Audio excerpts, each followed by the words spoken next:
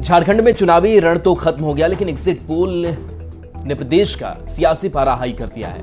News 18 के exit poll के मुताबिक देश में एनडीए ऐतिहासिक बहुमत के साथ तीसरी बार सरकार बनाने जा रही है, लेकिन विपक्ष के नेता एग्जिट पोल को सिरे से नकार रहे हैं। ये रिपोर्ट देखिए।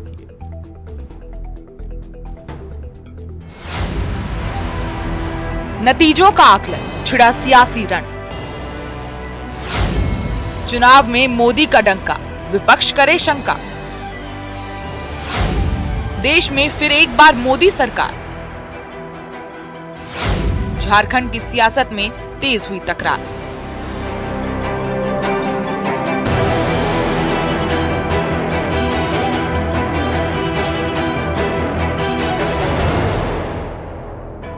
चुनावी समर के बाद झारखंड की सियासी फिजा में एग्जिट पोल के नतीजों ने सरगर्मी तेज कर दी है।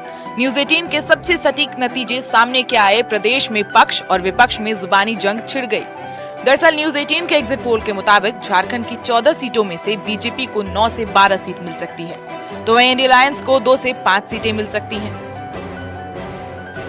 न्यूज 18 के एग्जिट पोल के हिसाब से देश में एक बार फिर मोदी की सरकार बनने जा रही है, वो भी ऐतिहासिक बहुमत के साथ। लिहाजा एनडीए के नेता गदगद नजर आ रहे हैं, तो वहीं दूसरी ओर इंडिया अलायंस के नेता इन नतीजों को सिरे से नकार रहे हैं और दावा कर रहे हैं कि देश में इंडिया अलायंस के खाते में 295 सीटें आएंगी।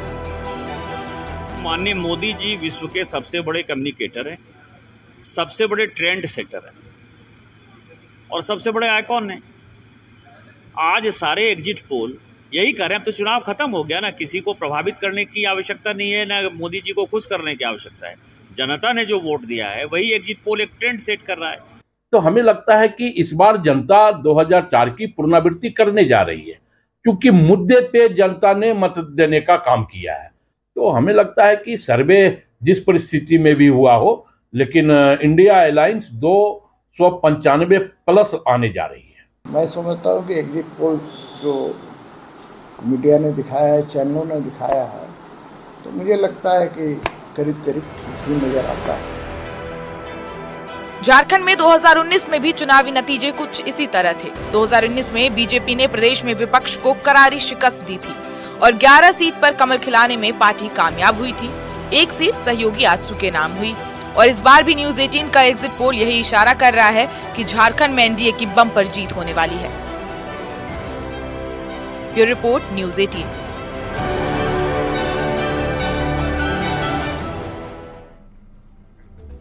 तो न्यूज 18 के एग्जिट पोल में एनडीए को पूर्ण बहुमत मिलता दिख रहा है। एनडीए को 355 से 370 सीट मिलने का अनुमान है, जबकि बीजेपी अकेले अपने दम पर 305 से 315 सीट जीतती हुई दिख रही है।